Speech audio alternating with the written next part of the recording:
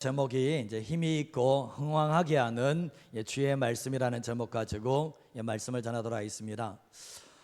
지난 주일에는 이제 추수감사 주일 예배를 드리면서 이제 예수님이 오신 이유에 대해서 말씀을 드렸습니다. 예수님이 오신 이유는 우리에게 생명을 주시기 위해 오셨습니다. 우리에게 영적인 생명을 주시기 위해서 예수님이 이 땅에 오셨고, 그리고 예수님을 만난 사람들은 예수님의 생명을 얻은 것으로 끝나는 게 아니라 더 풍성하게 하기 위해서 오셨다고 말씀하셨습니다. 우리가 예수님 안에서 만족하고 예수님 안에 행복한 심령 되기를 원하는데, 예수님 안에서 우리가 정말 이렇게 기쁜 삶을 살아가기를 원하는 것이 주님이 오신 목적입니다. 세상 사람들은 눈에 보이는 것 때문에 만족하고 행복하지만, 예수 믿는 사람들은 좀 전에 찬양했던 것처럼 예수님이 우리 안에 충만하게 가시면 세상에 그 부럽지 않은 삶을 살 수 있게 되는데, 그 예수로 통해서 풍성한 삶을 살아가는 저와 여러분 되시기를 바랍니다. 그리고 더 나아가서 예수님께서 이 땅에 오셔서 우리가 생명을 얻고 풍성한 삶을 누리게 될 때 비로소 뭡니까? 하나님께 감사하는 삶을 살아갈 수가 있게 됩니다. 감사는 뭡니까? 내가 예수 안에 생명이 있고 예수님 안에 풍성한 삶을 누릴 때 진짜 감사가 있다는 것을 기억하시면서 살아갔으면 합니다. 한국교회 초기에 최봉석이라는 목사님이 계셨습니다. 성이 최씨니까 기분 안 나쁘시죠? 성이 최씨예요. 근데 최씨인데 이분이 이제 많은 능력을 행했기 때문에 이름 또 다른 이름이 최권능이라는 목사님이셨습니다. 근데 이분이 정말 예수님 만나기 전에는 예수 믿는 사람을 핍박하고 망나니처럼 지냈던 사람입니다. 그러나 예수님을 만나고 난 이후에 온전한 예수님의 사람으로 거듭나는 역사가 있게 되었는데, 이번에 입만 열면 예수천당 불신지옥, 입만 열면 예수천당 불신지옥이라고 외치게 되었는데, 근데 누구를 만나도 어디로 가든지 예수천당 불신지옥을 외쳤던 목사님으로 유명합니다. 근데 이 목사님이 계실 때 일제가 한국을 통치할 때인데, 일본이 신사참배를 강요하게 되었잖아요. 근데 신자참배를 하지 않음으로 말미암아 이 목사님께서 감옥에 들어가시게 되었는데, 감옥에서 형사가 조사를 하기 시작합니다. 조사를 시작하는데 무엇을 물어도 대답을 안 하는 거예요. 정말 무엇을 물어도 아무런 대답을 하지 않는 가운데 있었는데, 그러니까 형사가 도저히 안 돼서 매를 대기 시작했습니다. 계속 이게 때리는 게 있는데, 한 대 때리면 예수라고 대답하고, 또 때리면 예수라고 대답하고, 계속해서 때려도 예수라는 대답밖에 나오지 않는 거예요. 온몸이 피똥숭이가 된 이런 상황 가운데서도 예수라는 이름만 외쳤다라는 거예요. 형사가 말했습니다. 이 영감탱이야, 왜 입만 열면 예수만 말하냐, 왜 입만 열면 예수만 말하냐고 얘기를 했을 때, 이 목사님께서 하셨던 말씀이, 내 몸속에는 예수만 가득 차 있기 때문에 아무리 때려도 예수밖에 나올 것이 없다, 그 얘기를 했던 거죠. 아무리 때려도 나는 예수님밖에 없다라고 얘기했던 거죠. 저는 이 기사를 읽으면서 참 부럽다. 한국교회가 정말 복받은 민족이다. 한국교회가 지금까지 세워졌던 것은 일제 신산참배에 절하지 않았던 성도들도 계셨고, 정말 목사님들이 그 어려운 가운데서도 예수를 부인하지 않았기 때문에 한국교회가 지금 우리가 신앙생활을 한다고 믿습니다. 그러면 우리가 다음 세대들에게 물려줄 게 뭘까 생각하면, 내 자녀들에게 뭘 물려주실 겁니까?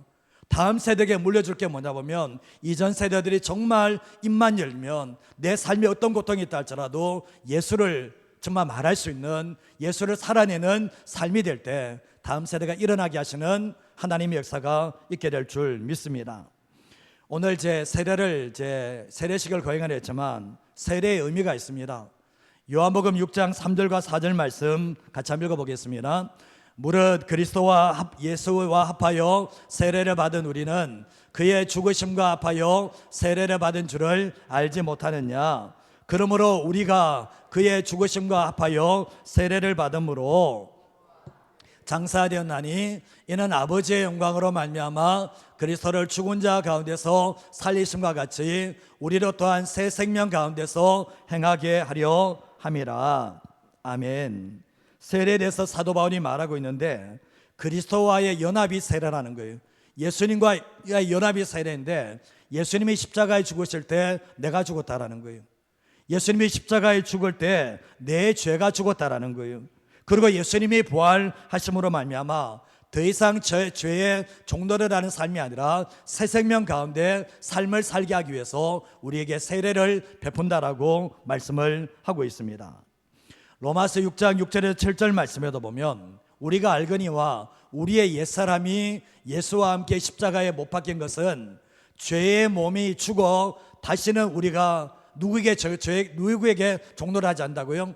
죄에게 종노릇하지 아니하려 함이니 이는 죽은 자가 죄에서 벗어나 의롭다 하심을 얻었음이라 라고 말씀합니다.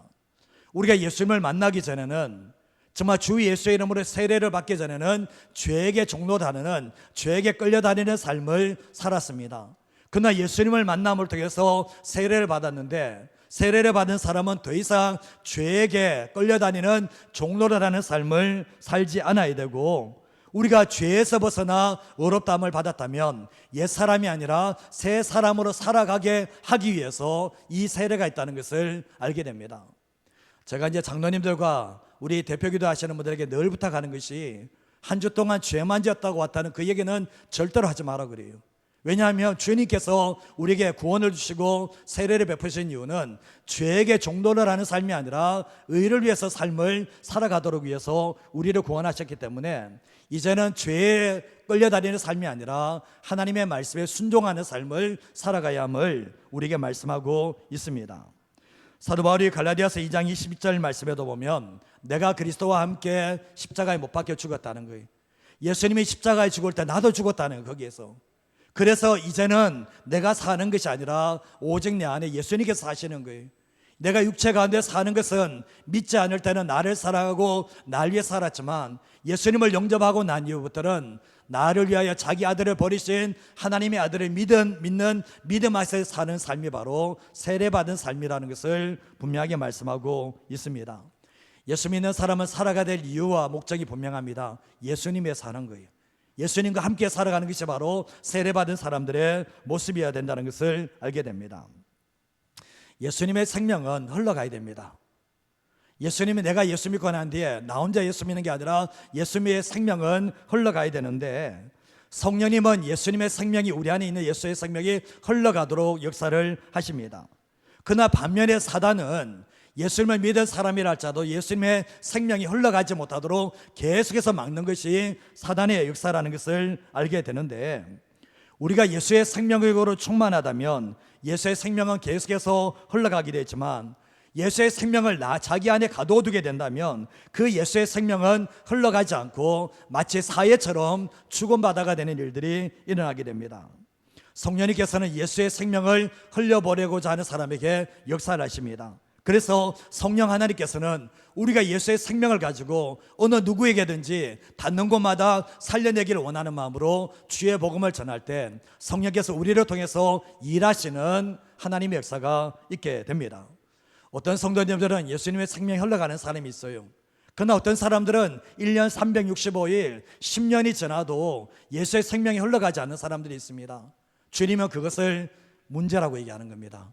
그래서 우리가 신앙생활 할 때 내가 예수님을 만났다면 이 예수를 통해서 이 예수의 생명이 다른 사람에게 이게 전이 되어져서 그 사람 또한 예수님께 만드는 것이 우리가 살아가는 이유라는 것을 기억하시면서 살아가시기를 바랍니다. 에베소서 1장 23절 말씀 같이 한번 읽어볼까요? 교회는 그의 몸이니 만물 안에서 만물을 충만하게 하시는 이의 충만함이니라 고 말씀합니다. 교회는 예수 그리스도의 몸이라는 거예요. 머리는 바로 예수님이라는 것을 이야기하고 있는데 교회는 예수님의 지시를 받는 것이 교회라고 말씀하면서 교회는 만물 안에서 만물을 충만하게 하시는 이가 예수님이거든요. 만물 안에서 만물을 충만하게 하시는 이의 충만함이 가하는 것이 교회이고 교회가 해야 될 일은 뭐냐 보면 만물 안에서 만물을 충만하게 하신 이 예수님을 충만하게 만들고 드러내는 것이 바로 교회의 사명이고 성도의 사명이라는 것을 우리에게 말씀하고 있습니다. 아무리 완악한 곳이라 할지라도 아무리 완악한 심령이라 할지라도 복음은 뚫고 들어갑니다.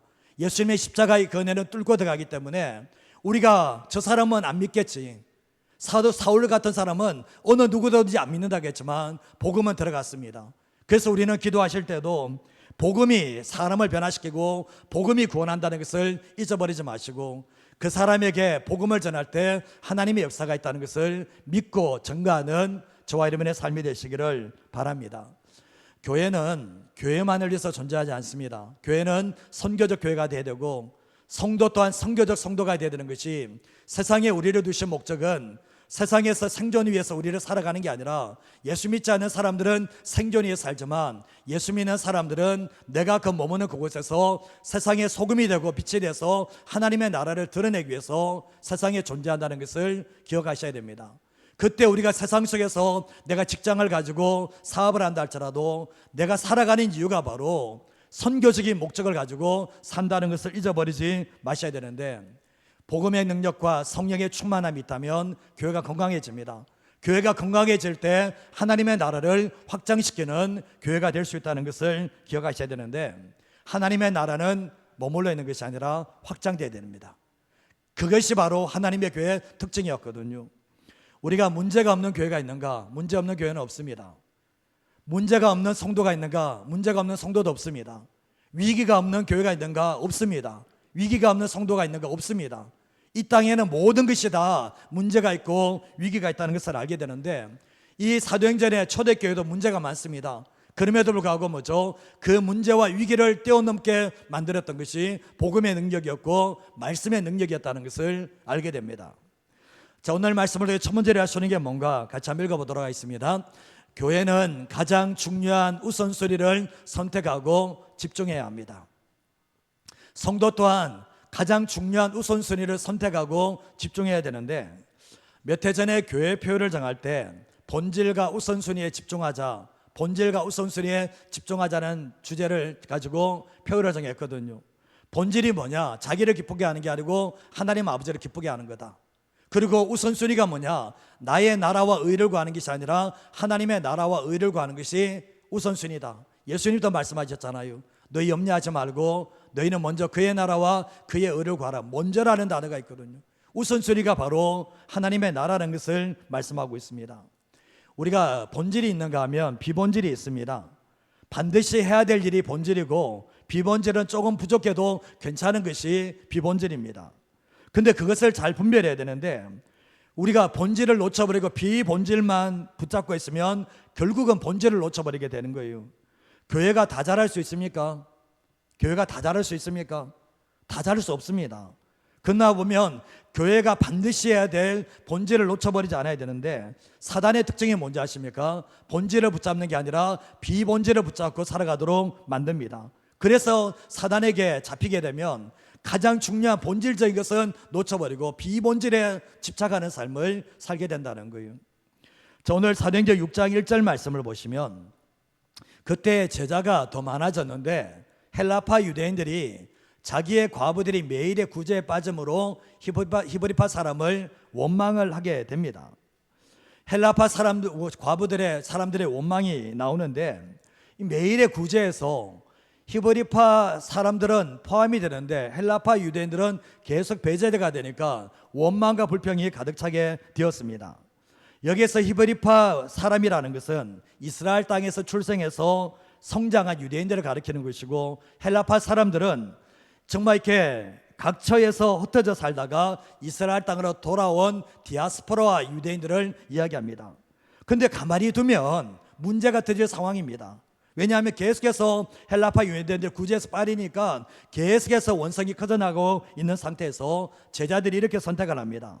2절 말씀에 보면, 12사도가 모든 제자를 불러 이르되 우리가 하나님의 말씀을 제쳐놓고 접대를 구제를 입삼는 것이 마땅하지 뭐라고요? 아니하다라고 얘기하는 거예요. 12사람이 모여서 하나님의 말씀을 전하는 것을 제쳐놓고 접대 삼는 것, 구제하는 것을 삼는 것이 그게 우선순위가 아니고 그게 본질이 아니다라는 것을 얘기를 하고 있는 거예요. 그러면서 한 가지 제안을 하는데 3절과 4절 말씀에 보면, 형제들아 너희 가운데서 성령과 지혜가 충만하여 칭찬받는 사람을 7을 택하라. 우리가 이 일을 그들에게 맡기겠다는 거예요. 그러면서 우리는 오로지 뭐죠? 기도하는 일과 말씀 사역에 힘쓰겠다 얘기를 하고 있습니다. 분명히 보면 구제 사역이 중요하지 않은 건 아니에요. 그러나 이것이 가장 핵심적인 사역은 사도들에게 아니었기 때문에 결국 뭡니까? 7명에게 맡기고 우리는 기도하고 말씀 사역에만 집중하겠다 얘기하는데 5절 말씀을 보시면 같이 한번 읽어볼까요? 온 무리가 이 말을 기뻐하여 믿음과 성령이 충만한 사람 스데반과 또 빌립과 브로고로와 니가노르와 디몬과 밤에 나와 유대교에 있게 했던 안디옥 사람 니골라를 택하여. 결국은 무리가 다 기뻐하면서 사도들이 이 일에 관여하는 것을 관여하는 게 아니라 7 집사를 세워서 이 일을 맡겼다라고 말씀을 하고 있습니다. 근데 이것이 탁월한 신의 한 수가 되었던 거죠. 사도들이 분명 모여서 의논을 했을 겁니다. 문제가 터졌으니까 헬라파 유대인들의 과부들이 원성이 계속 터지니까 모여서 회의를 했을 것입니다. 여러 가지 의견이 나왔을 거예요. 이 일을 해야 되냐, 우리가 해야 되냐, 말아야 되냐. 이 지금 구제의 문제가 터졌는데 우리가 가서 도와줘야 되냐, 말아야 되냐 의논이 하게 되었는데, 근데 사도들은 우리는 말씀과 기도에만 집중해야겠다 하면서 선택과 집중을 해나가는 모습을 보게 됩니다. 우리는 어떤 문제가 생겼을 때 어떻게 판단을 하시고 어떻게 선택을 하십니까? 문제가 터지면 가장 본질적인 문제를 붙잡습니까? 아니면 비본질적인 문제를 붙잡습니까? 한번 생각해 보십시오. 우리는 지금 급하고 문제가 터진 것을 붙잡습니까? 아니면 본질적인 것을 놓쳐버리고 그렇게 행하는지, 아니면 본질을 먼저 붙잡고 있는지를 생각해 보셔야 되는데, 우리는 자꾸 문제가 터지면 급하고 바쁜 것부터 처리를 자꾸 해나가요. 근데 그러다 보니까 뭐죠? 본질을 놓쳐버리고 우선순위를 놓쳐버리며 살아갈 때가 많습니다. 사도들이 말씀과 기도를 제쳐두고 구제를 하게 되면 어떻게 되겠습니까? 초대교회 지금 한참 부흥을 하고 있는데 사도들이 에너지를 구제, 접대에 다 써버리면 어떻게 됩니까? 주님의 말씀은 흥황하는 역사가 아니라 뭐죠? 계속 구원받는 역사가 아니라 계속해서 바쁜 것에 쫓겨서 움직일 확률이 상당히 높다라는 거죠. 교회가 힘들고 어려운 이웃들을 도와주고 섬기는 구제가 중요합니다. 중요하지 않은 게 아닙니다. 근데 사도 바울도 복음을 전할 때 항상 경제적으로 어려웠던 초대 예루살렘 교회를 위해서 이방인 교회에서 구제헌금을 모아서 갖다 주게 되잖아요. 근데 구제가 중요하지만 하나님의 나라 확장과 교회 부흥을 위해서는 구제보다 더 중요한 것이 뭡니까? 하나님의 말씀과 기도가 더 우선시 된다는 것을 우리에게 말씀하고 있다는 거죠. 이게 본질적인 사역이기 때문에 그렇습니다. 오늘 이 말씀에도 보면 이들이 함께 모여서 회의했던 이유도 뭡니까? 정말 교회를 잘 되기 위해서 모였는데 사도들은 결국 뭡니까? 하나님의 말씀과 기도에 집중했기 때문에 결국 뭡니까? 말씀이 우리가 6장 7절 말씀 보면 하나님의 말씀이 점점 왕성하여 예루살렘에 있는 제자의 수가 더 많아지고 허다한 제사장의 무리도 이 도에 복종했다라고 말씀을 하고 있습니다. 우리의 삶을 살아갈 때도 마찬가지입니다. 성도님들이 다른 사람을 도와주는 구제가 중요합니다. 섬기는 게 중요합니다. 그러나 그보다 말씀과 기도가 더 중요하죠. 그렇지 않습니까? 말씀과 기도는 다 빼버리고 구제하는 삶을 산다면 안 믿는 사람이 아닌 그 구제단체하고 뭐가 다르냐는 거예요. 예수 믿는 사람들은 하나님의 말씀과 기도로 거룩해지게 되거든요. 하나님의 말씀과 기도가 우리가 세상 속에서 구별된 삶으로 살아갈 수 있도록 만들어주는 거예요. 우리가 구제의 삶을 살아가는 게 너무나 중요하지만 어떤 사람은 나눠주지 못하는 그런 사람들도 있잖아요. 그러나 교회가 세워지는 가장 밑바닥에는 뭐가 있냐 보면 예수님은 내 집은 만민이 기도하는 집이라고 말씀하셨거든요. 그리고 이 교회의 기둥은 말씀의 기둥이라고 말씀을 하셨던 겁니다. 우리가 하루를 살아갈 때도 마찬가지입니다. 하루를 살아갈 때 바쁘고 급한 대로 움직이면 말씀 안 봅니다. 그리고 바쁘고 급한 대로 살게 되면 기도하지 않아요. 그러면 결국 뭡니까? 내 오늘의 하루의 삶 속에 아무리 바쁘게 아무리 급하게 지낸다 할지라도 본질을 잃어버린 거예요. 우선순위를 놓쳐버린 거예요. 그래서 그게 문제가 되는 거죠.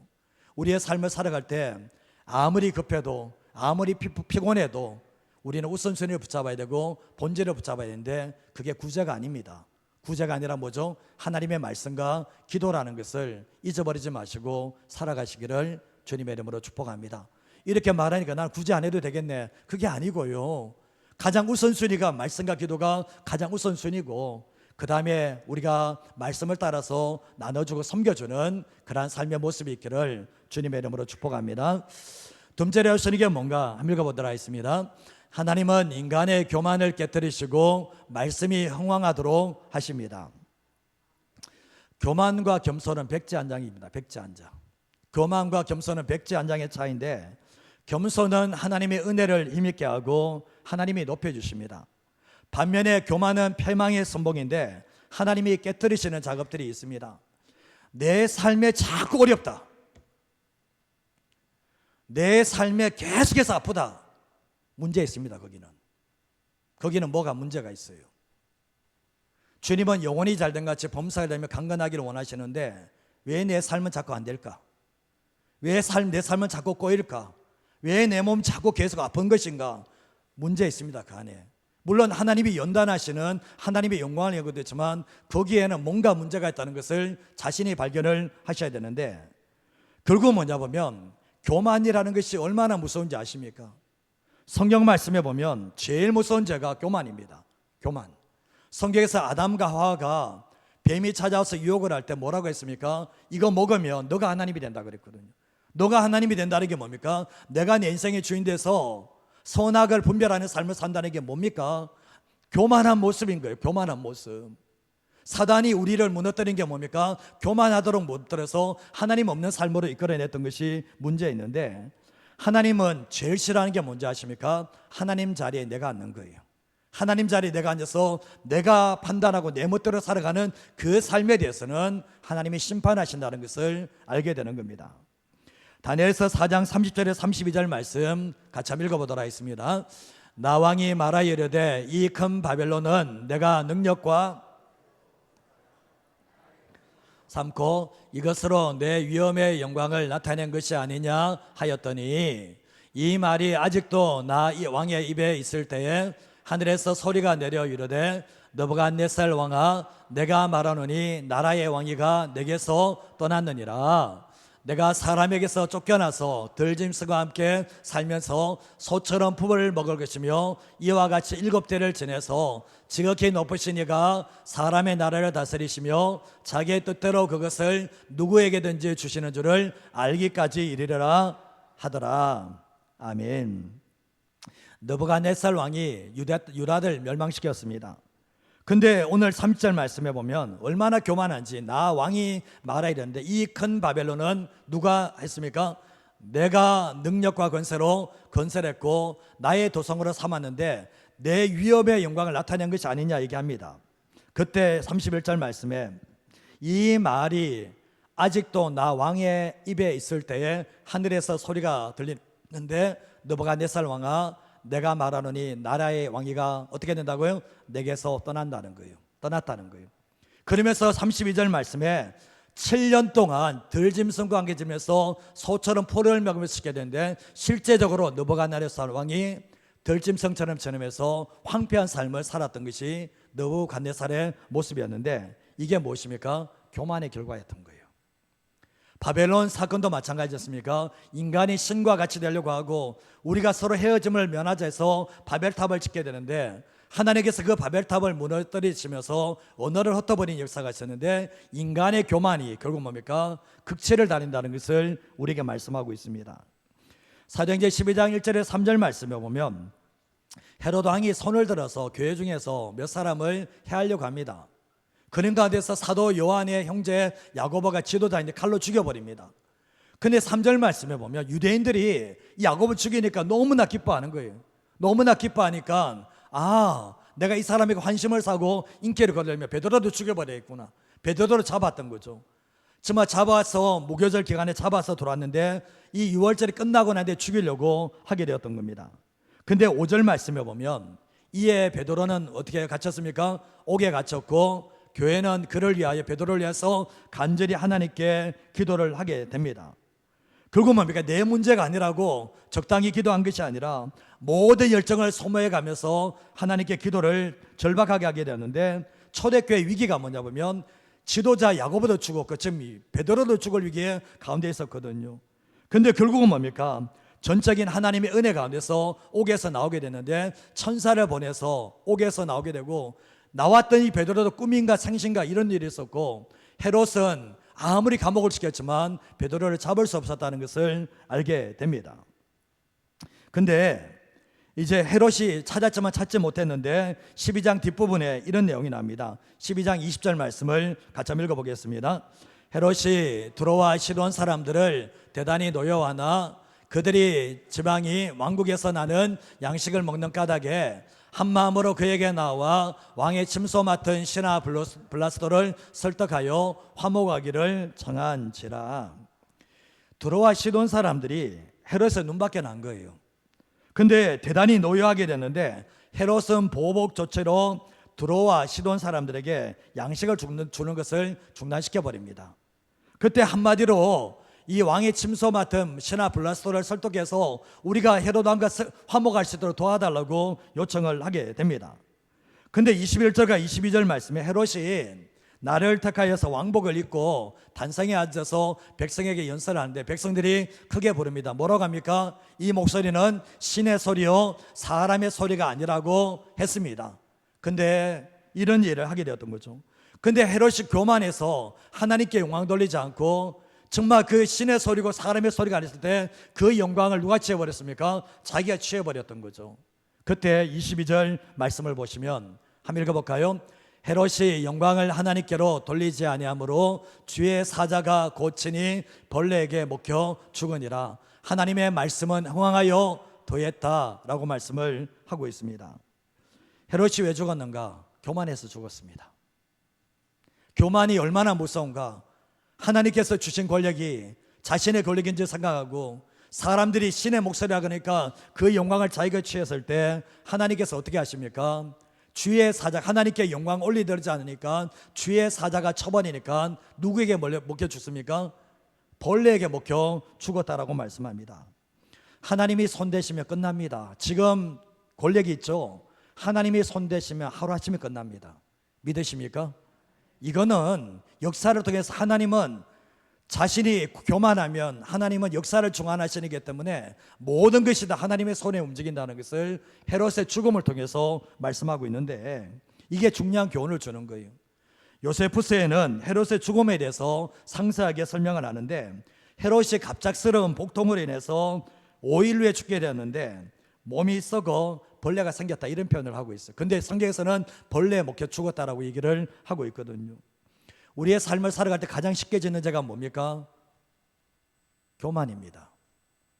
예수 믿는 사람이 가장 쉽게 짓는 죄가 뭡니까? 교만입니다. 교만. 성경의 1계명이 뭡니까? 나 외에는 정말 내 외에는 다른 신을 섬기지 마라 그러는데 우리가 가장 많이 섬기는 게 뭡니까? 교만 아닙니까? 정말 내가 주인된 삶을 살아가는 그게 많거든요.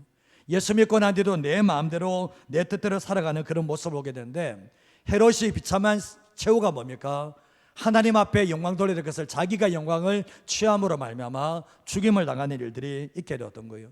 지금도 하나님께서 살아계시는데 하나님께 영광 돌려야 될 것을 자기가 영광을 취한다든가 이런 모습들이 결국 뭡니까? 지도자들이 가장 앞장서 있는 사람이 자기가 영광을 취할 때 죽임을 당할 수도 있다는 것을 우리에게 말씀을 하고 있는 거예요.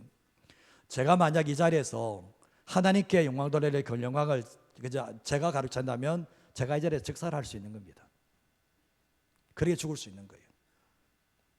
하나님은 절대로 자신의 영광을 사람에게 주지 않습니다.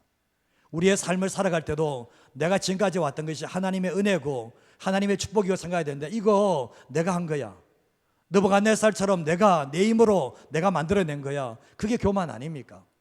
하나님께서 오늘도 생명 거둬가시면 오늘에도 가자 그러면 가야 될 것이 우리의 삶이거든요. 삶을 살아갈 때 잊지 마셔야 될 것은 철저하게 하나님 없이는 살아갈 수 없는 존재라는 것. 그리고 내가 뭔가 정말 잘 되었을 때 그 모든 영광이 하나님이 받으셔야 된다는 것을 잊지 마시고, 제가 네팔에서 사역을 하니까 이제 역사가 좀 났어요. 역사가 좀 났는데 한 사모님이 딱 오시더만 그 얘기 하더라고요. 하나님께 영광을 올려드렸어요. 이렇게 하더라고요. 기분이 좋겠습니까? 나쁘겠습니까? 예, 좋죠. 우리의 삶을 살아갈 때 그렇습니다. 뭐가 잘 될 때 그게 내가 잘나서 그런 거예요. 그 순간을 놓치지 마세요. 그 순간에 될 게 됐다 생각하고 자기의 영광을 가르치는 모습이 아니라 그 순간에 사단의 역사가 오기 때문에 내 자녀들이 잘 되든 내 삶이 잘 되든 이 모든 것이 하나님의 은혜라면 하나님께 모든 영광 올려드릴 수 있는 하나님의 사람 되시기를 주님의 이름으로 축복드립니다. 마지막 한 가지만 더 말씀을 드리겠습니다. 한 가지 읽겠습니다. 하나님의 말씀과 능력은 모든 우상을 깨뜨리고 돌이키게 합니다. 좀 전에 봤지만 헤롯이 죽고 났지만 하나님의 말씀은 흥왕에서 더했다라는 거죠. 하나님의 말씀에 능력이 나오는 거예요. 그렇지 않습니까? 사람의 것은 한순간에 무너질 수 있지만 하나님의 말씀은 영원하기 때문에 흥왕에서 권세를 얻게 되는데, 또한 하나님의 말씀과 능력은 모든 우상을 깨뜨리는, 돌이키게 만드는 역사가 있게 됩니다. 미국의 베델교회 담임 목사인 빌 존슨 목사님이 계시는데, 이분이 하늘에서 이룬 것 같이 땅에서 이루어서서라는 기도가 실제적으로 드러나는 것을 꿈꾸고 있는데, 제가 금요일 날 한번 읽었던 내용이 있습니다. 같이 한번 읽어보도록 할까요? 같이 읽겠습니다. 천국이 우리의 삶과 사역의 모델이 되어야 합니다. 예수 그리스도께서는 이 성경적 원리를 가지고 이 땅에서 아버지가 하시는 일만 보고 행하는 삶을 사셨습니다. 우리가 성령님의 임재를 인식하고 그분의 인도를 따라갈 때에 그리스도의 사역을 우리 모두 감당하게 되고 원수의 일을 파쇄할 수 있습니다. 이 시대 가운데 우리는 치유와 축사, 기적과 기사가 자연적으로 드러나는 복음의 능력을 다시 한번 풀어내야 합니다. 우리에게는 세상이 하나님을 만나도록 해야 하는 임무가 주어져 있으며, 능력이 없는 복음은 예수님께서 전하신 하늘나라의 복음이 아닙니다. 성령께서 임하시면 어떻게 됩니까? 권능을 받는다 그랬잖아요. 성령께서 임하시면 능력이 임한다 그랬잖아요. 그래서 예수님의 증인이라 말씀하고 있는데, 말만 하는 사람들, 성경 말씀에 사도 바울이 고린도전서 말씀에 4장에 보면 내가 너희들에 가서 말을 보는 게 아니라 하나님의 나라의 능력을 보겠다라고 말씀을 했거든요. 신앙생활 할 때 보면 말 잘하는 사람들 많아요. 말은 잘하는데 능력은 하나도 없어. 고린도 교회 그랬거든요. 말은 참 잘해요. 우리는 일쪽 파다 이런 생각은 했지만 하나님의 능력은 아무것도 없는 빈 깡통과 같은 그런 사람들이 많았거든요. 예수님께서 이 땅에 오셨을 때 그분이 정말 사도행전 10장 38절 말씀 보면 하나님께서 나사렛 예수에게 성령과 능력을 기름부터 하셨다고 말씀하셨거든요. 그러면 예수님의 일을 하시려면 우리에게도 뭐가 필요한 겁니까? 성령의 능력이 필요하다는 것을, 말씀의 능력이 필요하다는 것을 이야기하는 거죠. 히브리서 4장 12절 말씀 같이 한번 읽어보겠습니다. 하나님의 말씀은 살아있고 활력이 있어 좌우의 날선 어떤 것보다도 예리하여 혼과 영과 및 괄수와 관절과 골수를 찔러 쪼개게 하며 또 마음의 생각과 뜻을 판단한다라고 말씀하고 있죠. 하나님의 말씀은 살아있다는 거예요. 죽은 말씀은 아니라는 거예요. 하나님의 말씀은 운동력이 있다는 거예요. 말씀이 들어가면 살아난다는 거죠. 죽은 자도 살아난다는 거죠. 하나님의 말씀은 좌우의 날선 어떤 것마다 예리합니다. 수술칼보다도 더 예리해요. 그래서 혼과 영과 관절과 골수를 쪼개까지 수술하는 것이 말씀이라는 거죠. 영을 수술해내고 혼을 수술해내고 육체를 수술해내는 게 뭐라고 합니까? 하나님의 말씀이라고 얘기하는 거죠. 사람의 마음의 생각과 뜻을 드러낸다라고 말씀하고 있거든요. 사도 바울이 에베소 지역에 와서 복음을 전합니다. 근데 에베소 성도들은 성령님에 대해서 듣지 못했던 거예요. 성령님에 대해서 무지하고 무관심하다 보니까 지도자가 아볼로가 성령님에 대해서 몰라요. 그러니까 성령에 대해서 모르는 사람은 성령에 대해서 얘기를 못하는 거잖아요. 근데 이 아볼로가 성령님에 대해서 아무런 말을 하지 않았는데 사도 바울이 와서 복음을 전하면서 정말 예수님의 이름으로 세례를 베풀고 안수했을 때 성령이 임합니다. 안수가 얼마나 중요한지 아십니까? 안수는 성령이 임하는 기름 붓도록 하는 중요한 통로가 됩니다. 이게 안수의 능력이에요. 안수는 영의 공급이 일어납니다. 이 사람들은 성령님에 대해서 알지 못하는 사람이잖아요. 사도 바울이 안수했을 때 성령께서 임하시는 기름 부으시는 역사가 일어나게 되었던 거죠. 그러면서 방언이 터지고 예언이 터지게 되었거든요. 그리고 두란노 서론을 세워놓고 2년 동안 말씀을 가르칩니다. 2년 동안 이 날마다 말씀을 가르칩니다. 여러분 아시다시피 에베소에서 한 3년 가까이 있었는데 말씀을 매일 들었다고 생각해 주십시오. 3년 동안 말씀을 매일 들으면 어떤 일이 일어났겠습니까? 말씀이 들어와서 자리를 잡고 순종하게 만들어버려요. 교회 안에서 3, 40년 신앙생활하도 말씀이 없는 사람이 있거든요. 정말 교회에 와서 참여하지 말씀이 없는 사람들은, 사실은 말씀이 없는 사람들은 신앙이 껍데기예요. 사실은 없어요. 그 안에. 근데 이 신앙생활 처음 믿은 사람이 3년 동안 매일 말씀을 들었을 때 그 말씀이 영혼에 내리면서 그들의 인생을 바꾸는 놀라운 역사가 일어나게 되었던 거죠.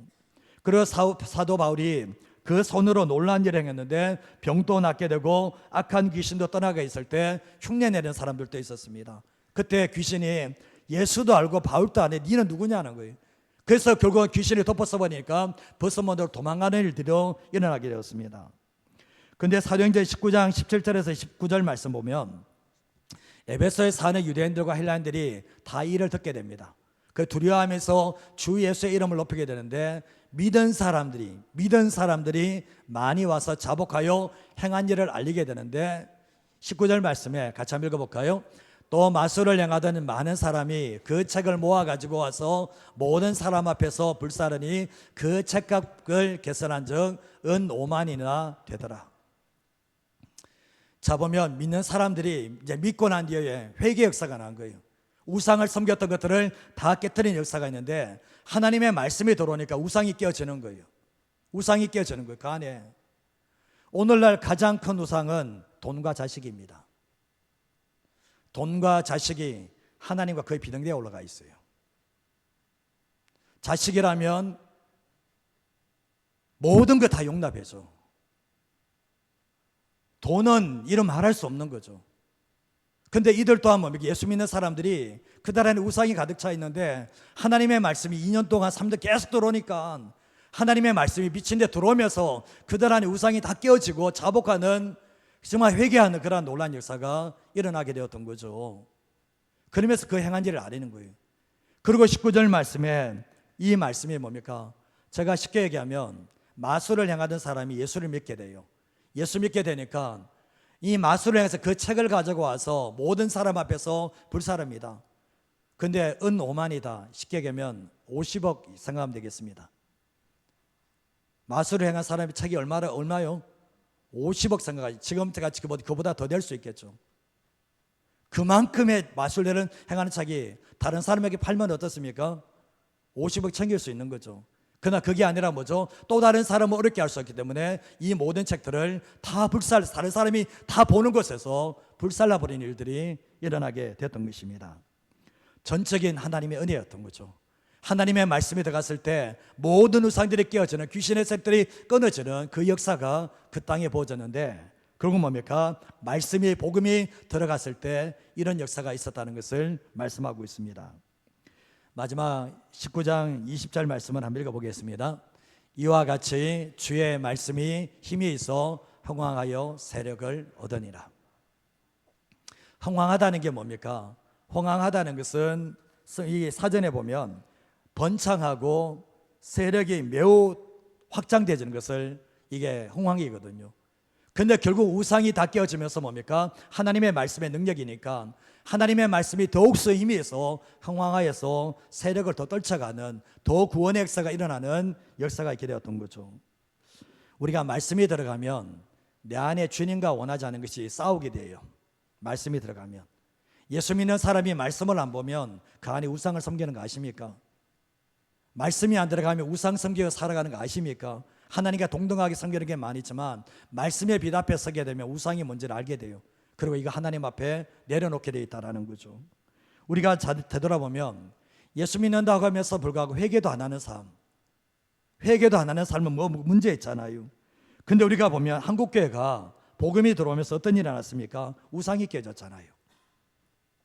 한국교회가 예수 믿고 난데 제사 문화가 깨어졌잖아요. 성경의 제사는 누구에게 하는 겁니까? 귀신에게 하는 거라고 했거든요. 죽은 귀신에게 하는 거라고 했거든요. 그러면 제사가 하나님의 말씀과 어긋나잖아요. 근데 그 말씀을 모르면 계속 제사를 드리게 했거든요. 그러나 예수 믿는 사람이 제사를 드리지 말아야 될 이유가 뭐냐 보면 그거는 우상 숭배인 거예요. 그래서 결국 뭡니까? 예수 믿는 사람은 기도하면서 그것을 깨어버리는 일들이 일어나야 되는 거예요. 태형건설 제가 얘기했지만 건설회사는 건설하기 때문에 위험이 많기 때문에 항상 대주머니고 안전하게 고사 지내는데 예수 믿는 사람이 기도하면서 그거 깨버렸습니다. 고사 안 지내요. 우리의 삶을 살아갈 때 그렇습니다. 하나님의 말씀이 들어오면 결단하게 돼 있어요. 하나님의 말씀이 들어오면 내 안에 우상을 버리게 돼 있어요. 계속 끌어안고 있다는 게 뭔지 보면 하나님의 말씀의 능력을 경험하지 못하니까 우상을 섬기는 삶을 살아가게 된다는 거죠. 그래서 하나님의 말씀은 힘이 있는 거예요. 상황에서 세력을 얻게 만드는 것이 하나님의 말씀의 능력이라고 우리에게 말씀하는 거죠. 오늘 세 군데 본문을 봤지만 다 하나님의 말씀이에요. 하나님의 말씀이 점점 왕성했다, 하나님의 말씀이 흥왕했다, 더해졌다, 이런 표현하고 있잖아요. 예수 믿는 사람이 뭘 붙잡고 살아가는 겁니까? 예수님은 사람이 떡으로 사는 게 아니라 여호와 입에서 나오는 말씀으로 산다고 그랬거든요. 그럼 하루를 시작할 때 뭘 먹고 살아가야 되는 겁니까? 하나님의 말씀을 먹어야 돼요. 하나님의 말씀이 들어오면 내 안에 뭐가 깨지는 겁니까? 교만이 깨져요. 내가 얼마나 처절하게 연약한 사람들에게 알게 되거든요. 그리고 하나님의 말씀이 들어오면 내 안에 하나님이 싫어하는 우상들이 깨지는 거예요. 하나님의 말씀이 안 들어오면 안 깨져요. 안 버려요. 그러다 하나님의 말씀이 들어올 때 이런 역사가 일어나는 겁니다. 한 주 동안 지나면서 또 우리의 인생길 걸어갈 때 하나님의 말씀을 가까이 함으로 말미암아 정말 하나님의 역사를 경험하고 우상이 깨뜨려지는 것들을 경험하고 하나님의 말씀이 얼마나 힘 있는지를 경험하며 살아가는 저와 여러분의 삶이 되시기를 주님의 이름으로 축복드립니다. 이 시간 같이